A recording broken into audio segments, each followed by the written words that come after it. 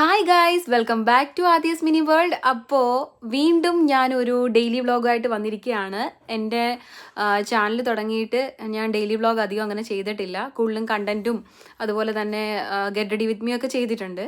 അപ്പോൾ ഇന്ന് ഞാൻ മാന്നാർ വരെ പോവുകയാണ്. മാന്നാർ പോകുന്നത് എന്താണെന്ന് വെച്ച് കഴിഞ്ഞാൽ പപ്പയും കൊണ്ട് അവിടെ സെൻറ്റ് ഗ്രിഗേറിയസ് ഹോസ്പിറ്റലിൽ ഒരു വിസിറ്റ് ഉണ്ട്, അഡ്മിഷനാണ്. അപ്പോൾ അത് പപ്പയെ അവിടെ കാണിക്കാനായിട്ട് പോവാണ്. അപ്പോൾ ഇന്ന് മോർണിംഗിൽ നമ്മൾ ലാബിലൊക്കെ പോയി ബ്ലഡൊക്കെ ചെക്ക് ചെയ്തു.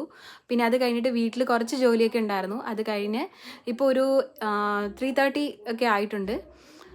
ഇതിന് നേരത്തെ പോകേണ്ടതാണ്, പക്ഷേ ജോലി തീരാത്തത് കൊണ്ട് കുറച്ച് താമസിച്ചിട്ടാണ് നമ്മൾ പോകുന്നത്. അപ്പോൾ നമ്മൾ ഇന്ന് പോവാണ്. 2 years ആയിട്ട് സ്ട്രോക്കിൻ്റെ ട്രീറ്റ്മെൻറ്റിലാണ് പപ്പ അവിടെ. അപ്പോൾ നമുക്ക് പോയിട്ട് വരാം. അപ്പോൾ എന്നോടൊപ്പം നിങ്ങളും വരികയല്ലേ?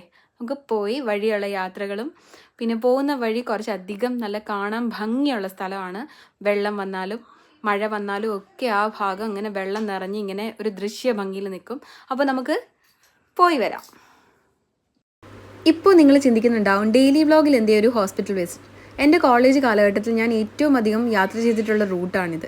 ഈ റൂട്ട് അതിമനോഹരമാണ്. മഴ പെയ്ത് കഴിഞ്ഞാൽ നിറഞ്ഞു കവിഞ്ഞ് നിൽക്കുന്ന വയലോരങ്ങളും ആ ബസ്സിലൊക്കെ യാത്ര ചെയ്യുമ്പോൾ പതഞ്ഞു പൊന്തിയ വെള്ളം ഓളപ്പരപ്പിലൂടെ ഇങ്ങനെ അവിടെ ഇവിടെയൊക്കെ ആയിട്ട് പോയി തട്ടുന്നതും ഒക്കെ കാണാൻ നല്ല ഭംഗിയാണ്. പക്ഷേ ഒരിക്കലും അവിടെ താമസിക്കുന്നവരുടെ ആ ഒരു ബുദ്ധിമുട്ട് നമുക്ക് മനസ്സിലാവില്ല. കാണാൻ നല്ല കാഴ്ചയാണ് എങ്കിൽ പോലും ഈ വെള്ളക്കെട്ട് അവർക്കൊക്കെ വളരെയധികം ബുദ്ധിമുട്ടുണ്ടാക്കുന്നുണ്ട്.